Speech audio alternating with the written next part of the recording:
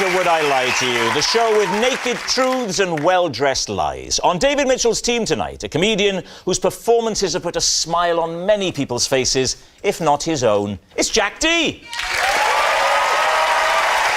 And a man who's cool, he's hip, he's dench, he's amazeballs, he's OMG, he's the dog's bizzle, he's YOLO. I don't know what any of those words mean. It's Tinchy Strider.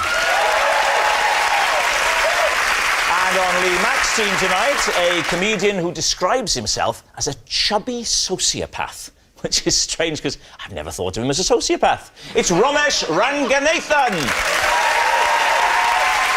And the presenter of the National Lottery, where every week some lucky person wins millions of pounds, loses all their friends, breaks up with their spouse, falls out with their family, and ends up living alone in a giant house they paid too much for. It's Gabby Roslin. So we begin with round one. It's Home Truths, where our panellists each read out a statement from the card in front of them. Now, to make things harder, they've never seen the card before. They have no idea what they'll be faced with. And it's up to the opposing team to sort the fact from the fiction. Romesh, you're up first tonight. When I was a teacher, whilst trying to explain a tricky concept, I accidentally locked a pupil in a cupboard. David's team. OK, what was the concept? Was it the concept of imprisonment? It was a maths lesson. I was teaching the topic of probability and chance. What's the chances of getting locked in the cupboard? Well, that became an extra learning objective. That wasn't the main one. I was trying to get across the idea of Narnia. Yeah.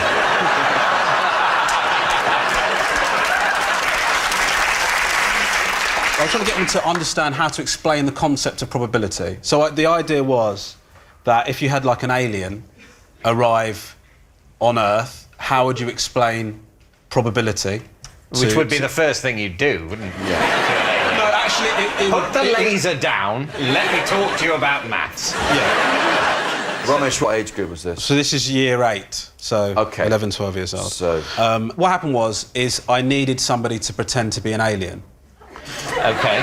So I selected a child from the class. I didn't just go out and look for one. How did you select? Did you go for the little green one with the pointy ears? Well, no, actually, what it was is I thought I was doing a good thing because, you know, you get some kids that are sort of... they have problems making friendships and stuff like that. And I had a kid like that in the class, so I thought I'd bring him out of himself. You chose the kid that got bullied to be the alien. So that the rest of the class can point at him and go, alien.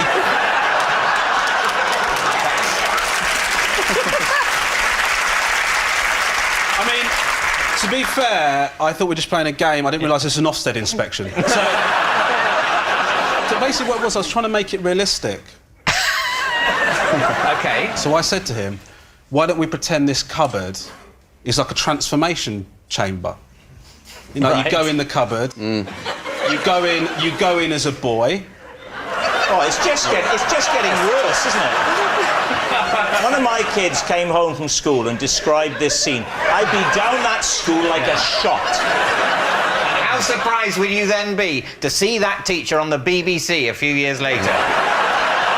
In the current climate, not surprised at all. Basically, I said to him, you're going to go into the cupboard, you're going to transform into an alien. What was the concept again you're trying to teach the kid? Probability. Probability. Yeah. We haven't got to that bit yet. We're going to find out when he steps out. Oh, right now we're trying to find out how to transform into an alien right now. That's what we're looking forward to. We're looking forward to him coming out. We never get that far, do we? What am I talking about? At the next Ofsted inspection, a small skeleton was discovered. And they said, what are the chances of that? And they said, well, interesting you should ask that. What were you going to do, though? That's what I want to know. Yeah. If he hadn't got locked in, what were you going to do? The idea was that he was going to come out and be the alien, and then I was going to get different kids to... different kids to... Don't lose confidence. So, I was going to get different kids to explain to him what probability was. So he was going to be like the dummy alien, and then like he'd be like... Boo, boo, boo. And then Never to be bullied again. I can't help feeling that I'm a little bit under attack here. It's all right, because you may be lying, in which case you're off the hook. Why does it help to understand probability, to get children to explain it to an alien? So basically, in order to get the idea that a kid understands a concept, them explaining it and that explanation being clear illustrates that they have learnt it completely. So Romesh, you've sort of left it at he's in the cupboard. He got in. Yeah. What happened? I realised I couldn't open the door to let him out. So I sort of started looking around for other teachers to help me. And they said, actually, the cupboard, it can be opened from the inside. The problem came when I said to him, you're going to have to come out the cupboard, just open it from the inside. And he replied, yeah. Because he was being an alien. Right. So that extended the problem. And he was in there for 20 minutes. So he came out in the end, he eventually opened it, he came out and... Well, the lesson was ruined. What are you thinking, David? I do know that Romesh used to be a maths teacher. Oh, okay. Right. So, and that, you know, education's loss was show business's gain.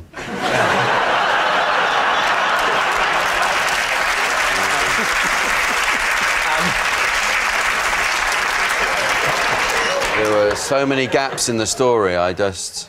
Yeah, the story wasn't really adding up, right? Yeah. For a maths teacher, I like We think it's a lie, do we? I think it might be. It's a lie for all of you. OK. Romesh, truth or lie? The story is true.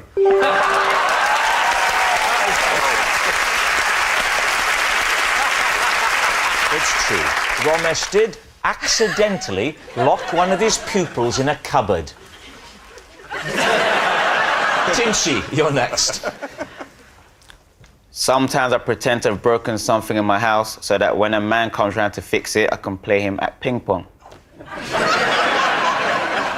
So hang on, just to be clear, what you're saying is you sometimes pretend that there's something broken in your house to get an handyman round so you can what? So we can play ping pong. Why do you get a strange man round to play ping pong? It's not really a strange man. He's a neighbour, but he's like a handyman. When, like, sometimes, you know, I want to play ping pong, I'll tell him something's Why broke. can't you just tell him you want to play ping pong? Because, I don't know, I just... Are you telling me the relationship with your neighbour is so bad that the only way you can get him to come round to your house is by pretending something's broken at your place? No, it's not that bad. He likes ping pong.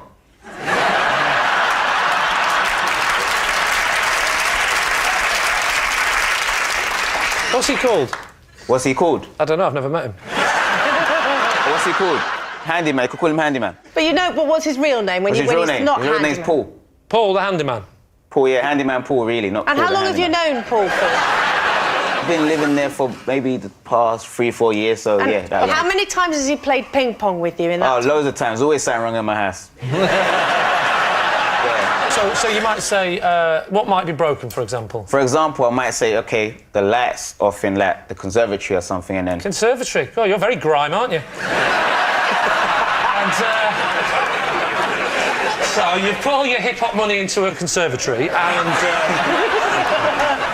so how would you go from the lights broken in the conservatory to... Do you want to get him a table tennis? Because when he comes round and then, say, for example, sometimes it's not broken, I say, oh, I fixed it as he gets there, and I'm like, are you sure? I'm like, let's pop in for a quick ping-pong game.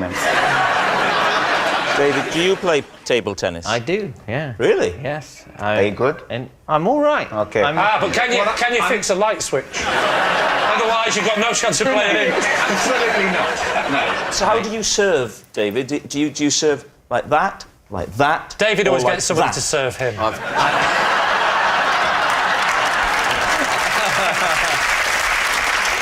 Tinchy, I'd really like to sort of to get an idea of how you move the conversation to ping pong. So let's say you've broken your TV. So how would it go? I'll be Paul the handyman. Hello. Oh, I haven't opened the door yet. Is it sticking? I can fix that. Actually, no, I can't, because we're going to have to play table tennis again, aren't we? When someone knocks your door, like, knock, knock, I say, who is it? I don't open and say, who is it? OK. Who is it? Paul, the handyman, you phoned me about 3 minutes ago about your television. Who do you think? Oh, hello, Paul. Yeah. Open the door. You're in. What's up? What's up? You tell me. It's your telly. That's I what want to it's... see what is happening, dude. Your relationship with him is very sarcastic. You try being his ping pong mate, you start getting sarcastic. How do you introduce ping pong? I say, oh, yeah, do you want a drink? And then he'll be like, I'm all right. And I'm like, do you want a game? Kind of simple. And you give him the special drink and he wakes up in the table tennis. It's like... Now, answer me this. What is he wearing? What's he wearing? When he wakes up. When he wakes up. Have you dressed him as a professional table tennis player? No, He strapped us to a mannequin. No, it's not. I'm sick of this! So what are you thinking, Lee? Is this looking plausible? Gabby. I think it's true because he doesn't want to be too upfront with Paul, the handyman. So he invites him round to fix... Handyman Paul. Sorry, handyman Paul. With handyman Paul for ping pong. Ping pong Paul. Even that name is better. Ping Pong Paul. Ping Pong Paul. So what are we thinking? I think it's a lie. So Romesh says it's a lie. Yeah. I think it's true. Gabby says it's true. Difficult It's got to be a decision. lie. It's a lie. OK, Tinchy, truth or lie? Everything I was saying was all true.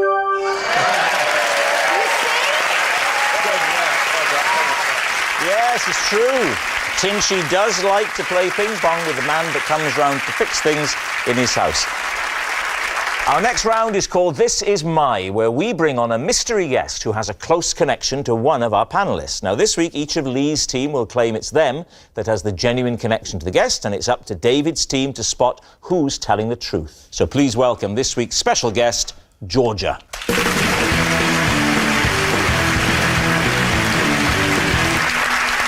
So let's start with Gabby. What is Georgia to you? This is Georgia, and when she fell down a manhole, I was unable to help her because I couldn't stop laughing. Right, so, Romesh, how do you know Georgia? This is Georgia. I have an irrational fear of sock puppets, and last year I had to leave a children's party when she put one on. Right. And finally, Lee, what's your relationship with Georgia? This is Georgia. After spending a weekend at her hotel, I drove home only to find her cat asleep in the boot of my car. So there we have it. Gabby's mate in a manhole, Romesh's sock scarer, or Lee's lost cat lady. David's team, where do you want to start? So, Gabby, what were the circumstances of Georgia's accident? We had been shopping. To your friends? Yes.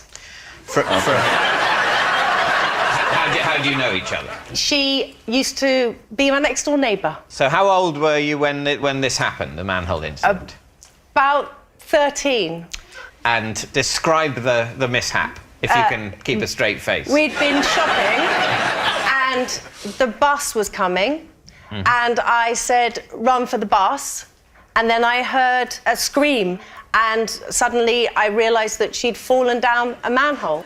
You see, that to me, that would have really hurt. I think if you're running, you don't fall vertically down a small opening. Well, not she's in only real little. life. She's still able to run with a big enough stride to not fall directly down a manhole. But what if you had like a Titchy Strider doing it? So, she got out, and what was the extent of her injuries?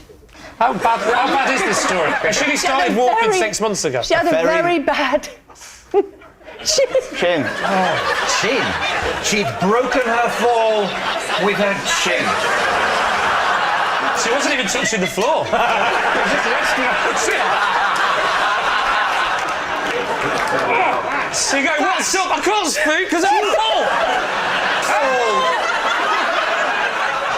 The key question there is what Jack alluded to, is that if you're running along, you've got forward momentum. Yes. And only one foot will be where the manhole is, Yeah, not but that both tallies with what she's saying, because one foot will go in, you go forward, and Chin. feet. No, it's not very. They're not very wide manholes, because manholes are about, they're only, to go down it like that, you'd have to be aiming for it, wouldn't you? You'd have to be doing run, jump, legs together.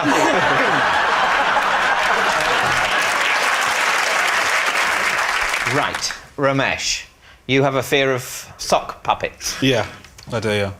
OK, I believe you. Why? It's this.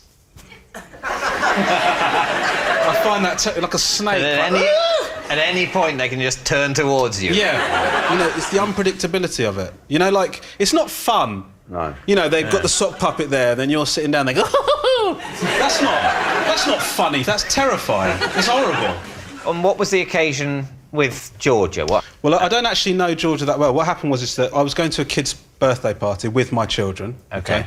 And the problem that we have is that our oldest child is very, you know, sort of chilled out and he just has a nice time. The second one is, well, he's not. And so we arrived at the party and just sort of his behaviour was unacceptable. He was shoving kids and it was sort of getting pretty embarrassing and we were trying to control it. And so basically she saw that there was an emergency situation. I sort of wandered over and she was reaching into her pocket to pull out what I hoped was a gun. But it turned out to be the sock puppet. And she put the sock puppet on and then, here he comes again, hello. She says a lot of it's unpredictable. It's not unpredictable. Yeah, but you don't know you don't know what the puppeteer might do, what they might think is funny. Well, they're either going to do that or that. Yeah. No, but they can do that. Yeah, attack. But it's not the sock is not what enables them to do that. In many ways, any human might suddenly do that to you. No, I'm not. That's the risk we live with whenever we interact. I'm not. Is that what you're thinking when you're chatting? Wasn't that strange look you give me when we're having a drink afterwards? When you got that constant... I always think with you, give it a couple of yards. So if you suddenly do that, and get away. So how did you react, Ramesh? I just sort of grabbed my son and I went, I'll get him, I'll sort him out, don't worry, thank you, and just tried to not look. And then I just sort of ran out of the party into the back garden. Right. She's not going to come after you with the sock. No, if she'd have come out to the garden with like this, I would have just knocked her out. Like this.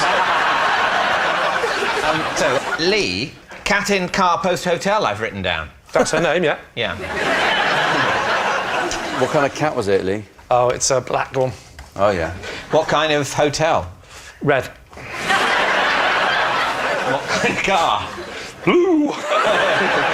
He was there for the weekend. I'd taken my wife away for a weekend in a boutique hotel in the New Forest. The Old Forest wasn't doing it for me. Right. Had you got home when you discovered the cat? Yes, I'd got home and I opened up the boot to let the wife out. No. I'd opened up the boot to get the luggage out. And there was a flattened cat. No. What had happened is I opened up the boot of the car. I'd gone into the hotel because I put my bag in, but my wife was chatting away to someone. I was trying to get her away. Says, come on, we should probably drift off now. That's when the cat had jumped in. And you drove back home. Drove back home. No incident, no sound of purring or yowling that you couldn't attribute to your wife. Yeah, no, I just... a bit rude, David. And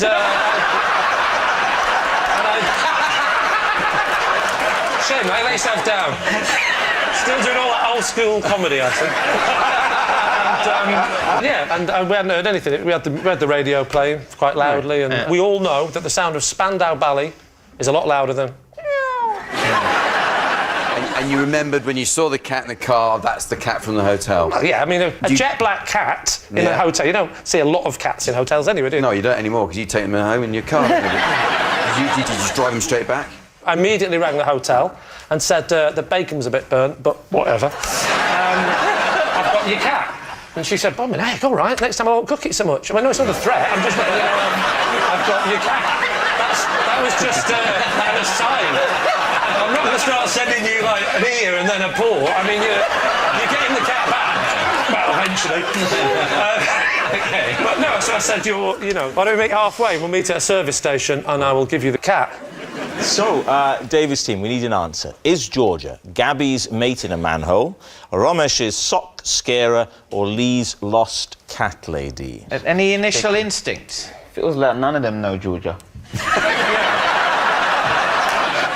I'm not buying it about the sock puppets, although it is definitely possible. The problem that we have here is that not all of you are telling the truth.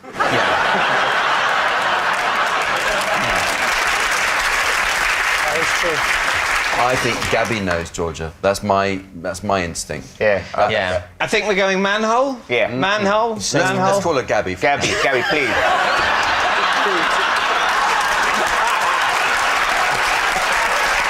Far ruder than I ever intended it to be. I'm so sorry. That was just. If I thought that through, I would never have said that. So, we're saying that it's Gabby. Gabby It's who's the telling the manhole. truth, Okay, yeah. Georgia, would you please reveal your true identity? My name is Georgia.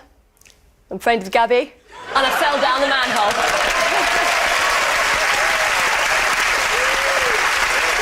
Yes, Georgia is Gabby's fallen friend. Thank you very much, Georgia. Thank you. Which brings us to our final round, quick fire lies, and we start with. It's Jack.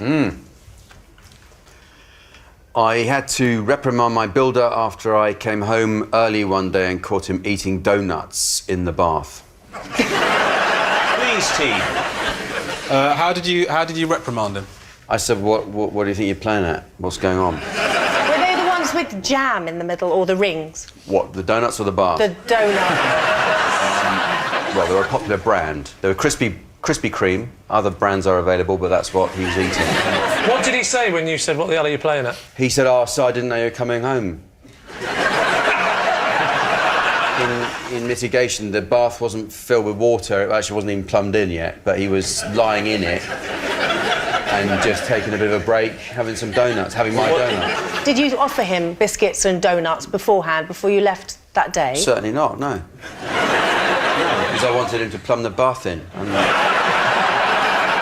going to lay on a load of confectionery. He's not going to get on with the work. But anyway, he helped himself anyway. What upset me is he'd gone into the kitchen and helped himself to the... Are they yours? They to hadn't the been brought them in? donuts. No, they were mine. That's exactly How many right. donuts were there? We bought 36 because we were... What are you doing with 36 donuts? Well, because we were expecting friends around because it's a new house. And you were having this housewarming, curiously, before the bathroom had been finished. Yes, I'm concerned Yeah. about your plumbing. Yeah, well, you know, the builder... The first time a woman said that to Jack. The builder... The loo was done. In fact, one of them wasn't done, but yes. I'm obsessed with the boldness of taking a whole box to the bathroom, more so than getting in the bath. Yeah. I don't care where he's sat. I agree. How far would he? You don't care if a builder was in your house and sat in your empty bath? Not only after it's been plumbed in does that bother me. Oh, so an empty bath that's not plumbed in, you don't mind anybody sitting in your empty bath? Could wee in it for all I care. It's empty. It's not plumbed in. Can I just say, if you're thinking of breaking into my house, that was a joke.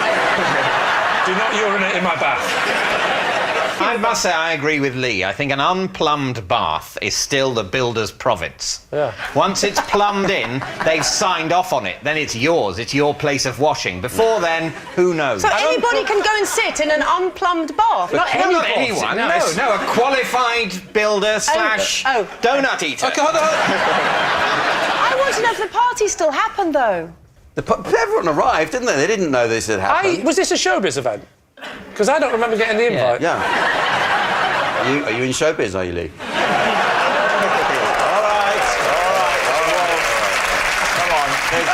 There's no need for that, Jack. Lee, what are you thinking? I don't know, Ramesh, what do you think? I find your idea of serving donuts at a party unacceptable. That is unacceptable. And if I turn up to a party expecting donuts and then they said there are no donuts, you know what I'd say?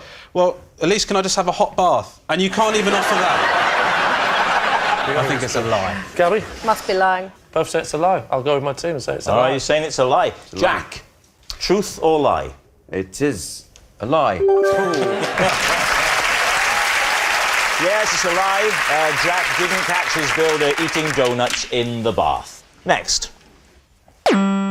It's Gabby. If I'm ever worried about something silly, I write it on a sheet of loo roll, eat it, and the worry goes away. David's team. Right, but only if you're worried about something silly. Well, it's those little things. You know, those things that just bug you and you can't get out of your mind. No. Now, what sort of silly worry then? You know when you wake up at 3 o'clock in the morning and it's those little things. Did I close the cat flap, or did I put the rubbish out, or That's up to the cat. did I turn the lights off? All of those, the little silly things. So then I go to the bathroom and I write it down. It's not quicker just to check whether you've turned the lights on. No, because the bathroom's closer than going all the way downstairs. Is it an ensuite, You got Gabby? ensuite. No, it's not. Tingy's off again. Is it en suite? Mine is. I didn't put it in at the same time as the conservatory. And the ping pong room. There's a lot of money in grime, I'll have you know. So it's like it's silly, domestic. Oh, it's just have I locked the silly back door? things. That sort of thing. When the kids go swimming at school with school, I Yes. sometimes worry that their swim kit isn't ready. What happens if you wake up in the night and worry about all the loo roll you've been eating? So what do you do when you got bigger worries? Then I don't write it on the loo roll. Oh, what do you write on? What do you Kitchen eat? roll. No, that Kitchen roll. So, OK, let's say you're worried about swim. Swim. You write swim on Yeah. a bit of loo roll, and then is that a whole piece? Yeah, but just one section, not the whole Well, it's a roll. lot. It's not a lot of loo roll, but it's a lot to eat. No, they're only little. But they're not food. It's paper. I mean, this is only little, but I don't fancy my chances of getting it down me. That's not like a sandwich. No, but I don't want a sandwich in the middle of the night. But just a delicious... just a delicious piece of loo roll with a slight flavour of England. What was the first worry that led you to go around loo roll and eat the loo roll? Yeah. Do you know, it was probably when I was young. I think I was worried about doing my exams and things like that. So I put the subject that I was worried about Yeah. and I just chewed it up and it went away. The worry went away. Yeah. Did you do well in the exam? No. Okay. We know that was the worry, but what all the rational people here are still wondering is, OK, I'm worried, but why am I writing on toilet paper and then eating it? Because I wanted to go and sit in the light and the bathroom light is on. Good, fine, yes. And I needed a wee. Right. But what's the logic? Because I thought that people say that if you write things down, it takes the worry away. Yeah, Well, not they don't just say if you writing write down. it down and eat it. Yeah. Yes. Do you think... I didn't know what else to do. I didn't know how else to get rid of the loo paper. OK, so it's... Well, you're on the toilet!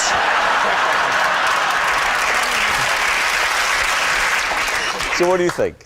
I'm on the last side. I'm thinking it's a lie.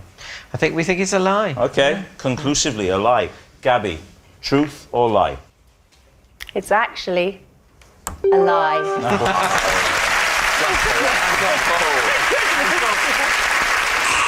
And that noise signals time is up. It's the end of the show, and I can reveal that David's team have won by 3 points to 2.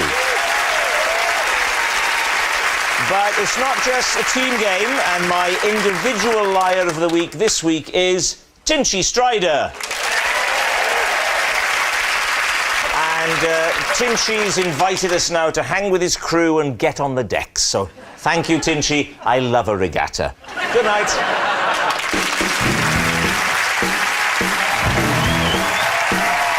A safe that can't be cracked open, but it can be blown up.